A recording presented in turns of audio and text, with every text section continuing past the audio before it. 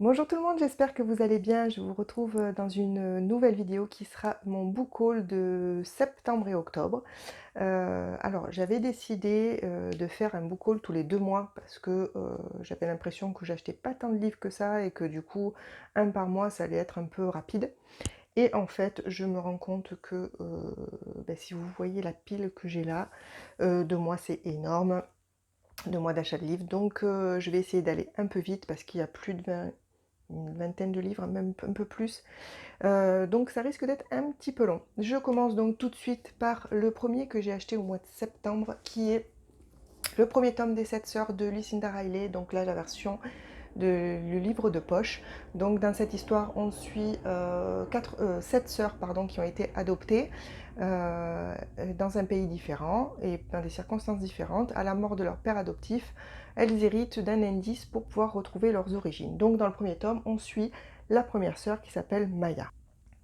Ensuite, j'ai commandé, alors c'est en occasion, un hiver long et rude de Mary Lawson aux éditions Belfond. Donc dans cette histoire, on suit 3 personnes d'une même famille, donc une grande famille. Je crois que la maman doit accoucher de son 8e enfant. Et donc on suit 3 des personnages, donc un roman de famille. Oh, j'avais pas vu que la personne qui me l'a vendu m'a laissé un petit marque-page à l'intérieur. Bon. Et voilà.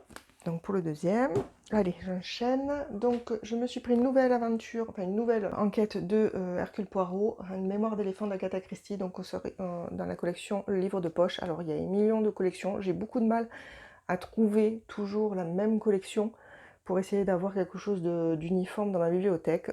On verra. Donc j'ai réussi à trouver celui-ci sur Vinted, donc j'en ai vite profité.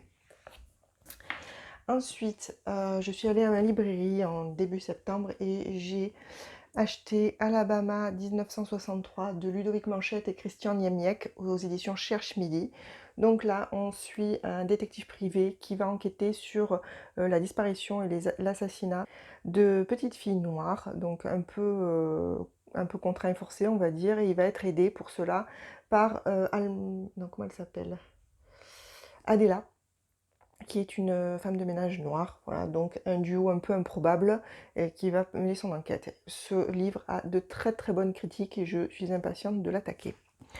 Ensuite, dans le même jour, je me suis procuré le Virginie Grimaldi, le dernier, il me semble, et que ne durent que les moments doux. Donc ça c'est aux éditions Fayard. Je l'ai pris parce que ce livre me parlait un petit peu. Là on suit 2 mamans, enfin une qui vient à peine d'accoucher d'un enfant un peu prématuré apparemment, et l'autre qui voit ses 2 grands-enfants partir du nid. Donc moi je suis dans le cadre de la deuxième maman, et du coup j'avais envie de découvrir cette histoire. Ensuite j'ai craqué, comme beaucoup, sur le dernier Les Bardugo, la 9e maison chez De Saxus. Donc j'ai pris la version reliée qui est juste magnifique. Vous voyez, voilà, trop belle. Avec l'intérieur, voilà, les serpents, la super carte. Je vais vous la montrer. Est-ce qu'elle est... Elle est là. Ah non, c'est pas dans celui-là. Qui est une super carte, je sais plus. J'en ai... En fait, j'ai commandé tellement de deux Saxus qu'après je ne sais plus. Voilà, donc j'ai pas encore commencé, mais les avis sont plutôt mitigés, donc je vais voir et me faire mon propre avis. J'ai acheté, j'ai craqué pour Sur la route de Riverside de Sophie Cole aux éditions Scrinéo. Pardon, il y a un peu du reflet. Donc là, on suit, je me rappelle plus, Taylor qui, à l'âge de 10 ans, assiste à l'assassinat de son père et 9 ans plus tard, elle décide de partir à la recherche des assassins pour se venger. Déjà, j'adore cette couve, voilà, juste. Et l'histoire western, moi j'adore tout ce qui est un peu western, donc ça me branchait bien. Ensuite, j'ai craqué pour une BD. C'est pas souvent, mais j'ai trouvé cette BD super jolie. Donc c'est Orgueil et Préjugés de Aurore, donc d'après bien sûr l'œuvre de Jane Austen. Et aux éditions Soleil, donc regardez ces graphiques, moi j'adore. Donc je l'ai pas encore commencé, mais je pense qu'elle va pas trop traîner. Je crois qu'il y a, oui, il y a 3 tomes, hein. Donc celui-ci c'est le premier, le deuxième n'est pas encore sorti, il est en cours. Et voilà, il sera sur 3 tomes et moi j'ai trouvé ça super joli. Ensuite, hop, je suis en train de poser de l'autre côté, ça va tomber, si c'est pas d'un côté c'est de l'autre. Ensuite, pour ceux qui ont suivi mon vlog des aventuriales, j'avais acheté pas mal de livres pendant cette sortie. Alors attendez, j'ai, si vous voulez, parce que je vais pas vous redétailler du coup les résumés de ces romans puisque je l'ai fait dans le vlog. Je peux vous dire, si ça vous intéresse, d'aller à 34 minutes 15 dans le vlog et vous aurez du coup toute la série avec les résumés. Donc je m'étais pris Fragment, qui est le sketchbook, pardon, je vais y arriver, de l'illustratrice, oh ben décidément, Tiff, de l'illustratrice Tiff. Voilà. Ensuite, j'avais pris Sans elle de Liam Frost aux éditions Inceptio. Celui-ci, je l'ai déjà lu, donc dans mon prochain book haul, dans mon prochain point lecture, vous en saurez plus. Ensuite, j'ai pris le tome 1 et le tome 2 des Arcanes d'Emera de Elina E.C., toujours aux éditions Inceptio. Voilà. J'avais pris le tome 3 de Apocalypse Blue, l'ère des révoltes de Chloé Jo Bertrand, donc aux éditions Brajlon dans leur collection Big Bang. Je vais essayer de trouver une place pour mettre tout ça. Ensuite, je m'étais arrêtée chez Plume Blanche et j'avais pris Rose éternelle d'Ophélie Duchemin et le livre 1 de Lune ardente, Crépuscule de Morgane Rugraff, pardon. Voilà. Hop là. J'avais trouvé Le chant des Fengiques de Luce Baster aux éditions Nemos. Et le dernier, Sous la lumière d'Hélios de Dominique Lemury aux éditions Armada. Regardez cette couve, juste trop beau. Et alors, il y a des illustrations aussi à l'intérieur. Il est magnifique, celui-là il est magnifique. Bref, donc tout ça, si ça vous intéresse d'en savoir plus, je vais vous parler plutôt en vous regardant, donc si ça vous intéresse d'en savoir plus, n'hésitez pas à aller voir le vlog. Je vais vous mettre le petit i et vous allez à 34 minutes 15 et vous aurez les résumés de tous ces romans. Ensuite, j'ai craqué comme beaucoup sur la collection des romans éternels. Alors, ça s'appelle Grandford Collection. Donc j'ai pris les 3 premiers qui sont sortis. Orgueil et préjugés de Jane Austen, que je n'ai jamais lu. Oui, c'est vrai, il y en a un. Ainsi que Les Hauts d'Hurlevent d'Émilie Brontë, que je n'ai jamais lu non plus. Ceux-là, ils sont trop beaux. Et enfin, un que j'adore, Les 4 filles du Docteur March de Louisa May Alcott. Donc celui-là, j'adore, en plus j'adore ce roman. Vous voyez, ils sont trop beaux dans la bibliothèque, ça va faire trop beau. Bon, il paraît que les traductions sont un peu moyennes, puisque c'est les anciennes. Bah, écoutez, je me ferai mon avis. Ensuite, j'ai commandé chez Gilbert Joseph. J'ai fait plusieurs commandes, remarque, chez Gilbert Joseph pendant ces 2 mois. Je me suis pris Fahrenheit 451 de Ray Bradbury, pardon. Donc là encore, j'ai déjà lu ce livre, il est aux éditions Folio SF. Là, on parle d'un monde futuriste où les livres sont brûlés et tous les contrevenants voient leur maison brûlée par les pompiers. Donc les pompiers brûlent au lieu d'éteindre les feux. Et là, on suit un pompier, donc Montag, qui commence à réaliser que peut-être il existerait une autre façon de vivre si on ne brûle pas les livres. Voilà. Je vous en dirai plus donc dans mon prochain point lecture, puisque celui-ci est déjà lu aussi. Ensuite, en occasion, en super bon état, j'ai pris le tome 1 de La Reine du Tirling de Erika Jensen aux éditions JC Lattès. Ça fait longtemps que j'avais envie de commencer cette série, donc j'avais mis une petite alerte chez Gilbert Joseph, et j'ai eu la chance de le trouver, du coup. Donc là, on suit Kelsey. C'est ça. Kelsey qui devrait hériter du trône à la mort de sa mère, mais comme elle est trop jeune, elle est envoyée en exil en attendant d'être en âge de réclamer le trône et de le récupérer, puisqu'en attendant, c'est son oncle qui apparemment est un homme, alors comment il dit, diabolique, voilà, un homme diabolique, qui a pris sa place. Voilà, donc je sais qu'elle a beaucoup de bons avis, cette série, donc j'avais vraiment envie de me lancer. Je crois que tout va tomber ici, donc on va essayer de faire autrement. Voilà. Alors, j'ai aussi pris Celle qui voulait conduire le tram de Catherine Cuenca aux éditions Talent Haut dans leur collection Héroïque, je crois. C'est ça, les Héroïques. Donc, dans cette histoire, on suit, je ne me rappelle plus son prénom. Agnès, en 1916, qui pendant la guerre, donc pendant que les hommes sont sur le front, prend le rôle de conductrice de tram, sauf qu'au retour des hommes, elle est obligée de céder sa place, et comme elle trouve ça très injuste, elle se lance dans le mouvement des suffragettes. Voilà, donc un livre un peu féministe dont j'ai entendu pas mal de bien, donc j'avais envie d'essayer. Ensuite, c'est pas fini, non, non, il y en a encore. Hein. J'ai été chez mon cache converteur et j'ai trouvé Tout ce qui nous répare de Laurie Nelson Spillman aux éditions, alors ça c'est Pocket. Donc là j'ai lu de cette autrice récemment L'infini des possibles, j'avais adoré, donc j'avais envie d'essayer autre chose. Donc là on suit Erika qui fait le deuil d'une de ses filles qui est morte dans un accident de train. Et j'ai pris Petit secret, grand mensonge de Liane Moriarty, donc toujours non, ça c'est l'édition Les Livres de Poche. Donc là j'avais entendu parler de ce livre sur un vlog de Mag0911 il me semble. Et donc là, à la fête de l'école, quelqu'un est retrouvé mort et on suit 3 mamans qui sont apparemment au cœur de l'affaire. Voilà. Donc elle avait beaucoup aimé ce roman, donc j'avais envie d'essayer. Elle m'avait donné envie en tout cas. Ensuite, j'avais envie, je n'ai jamais lu de Franck Tilliez, oui, tout à fait. Et donc j'avais envie d'essayer. Après avoir vu pas mal de retours, je me suis lancée dans le manuscrit inachevé.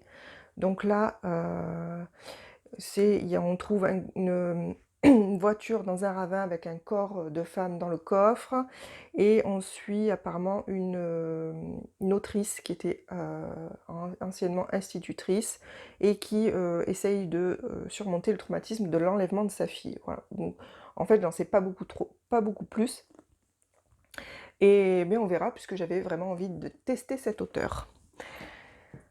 Ensuite, on arrive bientôt au bout, mais il y en a encore. Donc j'avais aussi envie de tester Valentin Musso, parce que j'en ai entendu parler sur la chaîne de Séverine, il est bien ce livre. Et du coup, ça m'avait donné envie d'essayer, puisque je m'étais jamais penchée en fait sur ce que faisait Valentin Musso, en fait. Donc j'ai pris La femme à droite sur la photo, aux éditions Point, et Une vraie famille, qui est aussi aux éditions Point. Donc là, je les ai pris chez Gilbert Joseph en occasion. Je les ai pas payés cher. Bon, ils sont pas en super état. Je pense qu'une fois qu'ils seront lus, ils ne resteront pas dans ma page. J'irai peut-être les poser dans une boîte à livres, ou je sais pas encore, on verra. En tout cas, j'avais vraiment envie d'essayer.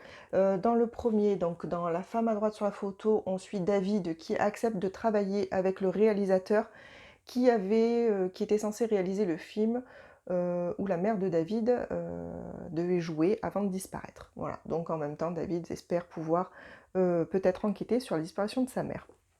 Et là, dans Une vraie famille, donc on suit un couple qui s'installe en Bretagne et qui a fait appel à un jeune homme, Ludovic, pour faire des petits travaux. Et puis petit à petit, ce Ludovic, visiblement, s'immisce pas mal dans leur vie, et donc ça a l'air pas mal intriguant. Voilà. Ensuite, là aussi c'est une alerte Gilbert Joseph, j'ai réussi à trouver le tome 2 des cartographes, Le passage d'or de S. Groove aux éditions Nathan. Donc ce livre aussi, ça faisait un petit moment que j'avais lu le 1 et j'avais une alerte pour pouvoir trouver le 2 en occasion, et là récemment ça a matché, super. Donc dans le tome 1 on suit Sophia, donc on est dans un monde où chaque continent, il y a eu une espèce de cataclysme, et chaque continent vit dans une époque différente. Et donc là on suit Sophia qui habite à Boston, ses parents étaient explorateurs et ils ont disparu pendant une expédition. Et elle a été élevée par son oncle, et en fait son oncle disparaît également, donc elle part à la recherche de son oncle, et par la même occasion elle espère découvrir ce qui est arrivé à ses parents. Voilà, j'avais pas mal aimé le tome 1, donc du coup je me suis lancée sur celui-ci. Ensuite, j'ai fait un petit craquage MXM Bookmark, oui, je vous assure. Et je me suis donc procuré 4 livres de cet éditeur, hein, oui. Et j'ai pris le tome 2 des Amants des pierres levées, pardon, qui s'appelle Un Tomahawk pour Megumi. Donc j'avais beaucoup aimé le tome 1, je vous mettrai le petit i vers le point lecture dans lequel je vous en parle. Donc là, on parle de guerre de territoire et du coup de choc de culture à travers de romances bien sympathiques, et je m'étais bien régalée sur le tome 1, donc j'ai pris le tome 2. Ensuite, j'ai pris, à cause ou grâce, on ne sait pas, Les Gardiens de la Bibliothèque sur Insta, je vous mettrai en bas son petit pseudo. Là, les 2 premiers tomes de la série Accords corrompus, donc Rêve de glace et Rêve d'envol, de Kelly Sinclair, donc aux éditions, MXM Bookmark et dans leur collection Onirique. Donc elle a fait, un retour de lecture très, très intéressant et qui m'a donné très envie sur cette série. Donc là, on suit une jeune fille qui, est censée, monter sur le trône, en fait, donc qui est l'héritière du trône, voilà, c'est le mot que je cherchais. Et pour une raison qu'on ne sait pas, elle apporte un voile sur le visage, même elle connaît pas ses traits, elle ne sait pas à quoi elle ressemble. Et voilà, jusqu'au jour où une délégation, de paix d'un monde sauvage est marqué sur le résumé, Glacium, de Glacium, vient, au palais et là apparemment ça bouscule un petit peu tout. Donc ben voilà, ces livres sont juste super jolis. C'est toujours pareil avec MXM Bookmark, qui font des trucs super avec des en-têtes de chapitres, avec des petites décos et tout. Franchement, c'est trop beau. Et le quatrième que je me suis pris donc dans cette édition, chez cet éditeur plutôt, c'est 24 jours jusqu'à toi de Eva Petit. Donc là c'est la collection Rainbow Noël. Voilà. Donc là on suit Caroline qui se remet d'un cancer qu'elle a réussi à vaincre et elle voudrait du coup se prendre en main et tourner la page. Elle décide avec l'aide de sa meilleure amie Rachel de tenter de séduire Benjamin avec un petit calendrier de l'Avent, un calendrier de l'Avent, voilà. Bon, un peu original apparemment, donc j'en sais pas tellement plus, mais ça m'a l'air sympa. Voilà, et pour finir, le petit dernier, encore du De Saxius, donc je me suis pris Never Night, le tome 1, N'oublie jamais, de J. Christophe, donc chez De Saxius, la version reliée. Voilà, donc je vous montre encore, voilà, juste super joli avec ça. Et c'est dans celui-ci donc qu'il y a une carte à l'intérieur de la couve. Et dans cette histoire, on suit, alors je me rappelle plus son prénom, Mia. J'ai du mal avec les prénoms, hein. Tant que j'ai pas lu le livre, je retiens rien. Donc Mia qui survit à l'assassinat de toute sa famille. Et elle va devenir l'apprentie d'un assassin et elle aimerait devenir assassin pour pouvoir tenter de venger sa famille. Voilà. Mais de toute façon, je suis fan de J. Christophe, donc ce roman, je pouvais que me le procurer.